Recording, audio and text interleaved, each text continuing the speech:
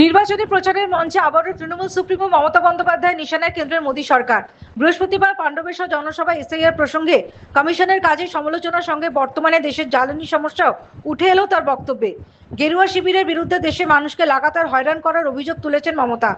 সংসদে প্রধানমন্ত্রী কোভিডকালের প্রসঙ্গ উত্থাপনের কথা উল্লেখ করে তোপ তৃণমূল সুপ্রিমো। তার কথায় দেশের মানুষকে আবারও লাইনে দাঁড় করাতে চলেছে মোদী সরকার।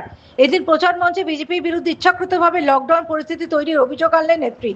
হিসেব দিলেন কিভাবে মোদী আমলে লাফিয়ে লাফিয়ে বাড়ছে গ্যাসের দাম। মমতার কথায় মানুষকে সুযোগ পেলেই লাইনে দাঁড় করিয়ে দিচ্ছে। নোটবন্দি করে সবাইকে লাইনে দাঁড় করিয়ে রেখেছিল, এখন বলছে আবার লকডাউন করবে। অ্যালার্টের কথা ভাবছে লকডাউনের মতন। লকডাউন করে সবাইকে আটকে রাখবে। দেশের জ্বালানি পরিস্থিতি ও এলপিজি গ্যাস সরবরাহে সমস্যার কথা উঠে আসে নেত্রীর মুখে। বিজেপিকে কেন ক্ষমতা আসতে দেওয়া যাবে না এই প্রসঙ্গ বলতে গিয়ে তিনি বলেন, কাল দেখলাম গ্যাস বুকিং এর সময় কমিয়ে 25 দিন করা হয়েছে। জানি না সত্যি কিনা, আমি ওদের বিশ্বাস করি না। 25 দিনের আগে বুকিং করা যাবে না। গ্যাস ফুরিয়ে গেলে মানুষ কি করবে, হাওয়া খাবে? এখানেই শেষ নয়, বিজেপিকে তুলনা করে তৃণমূল সুপ্রিমো এরা বলে ঝুট করে লুট।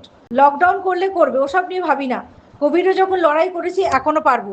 এসআইআর নিয়ে চাচাছোলা আক্রমণ মমতা বুথে বুথে এখনো কেন তালিকা প্রকাশ করা হলো না, সেই নিয়েও প্রশ্ন তোলেন তৃণমূল সুপ্রিমো। পাণ্ডবেশ্বরের সভা থেকে তিনি বলেন, 3 দিন আগে নাকি তালিকা প্রকাশিত হলো, এখনো কেন সব জায়গায় লিস্ট টাঙানো হলো না? ভোটকে পুরো ওয়াশিং মেশিনে ঢেলে এসআইআর এর নামে মানুষের নাম বাদ দিয়ে দিচ্ছে। আগে 58 লক্ষ নাম কেটেছে, ডিসক্রিপেন্সিতে রেখে আরো 60 লক্ষ নাম বাদ দেওয়া হয়েছে। এখনো কেন তালিকা টাঙাতে পারলো না? অন্তত সংবাদ মাধ্যমকে কেন দিতে পারছে না?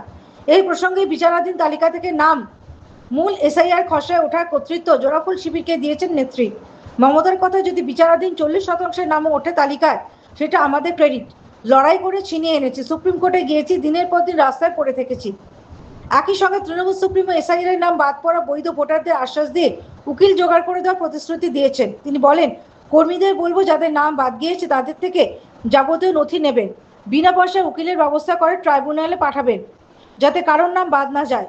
বিজেপিকে তোপ দেখে তার উপর হওয়া ব্যক্তিগত আক্রমণের সরব হন। Bureau report, the United India news.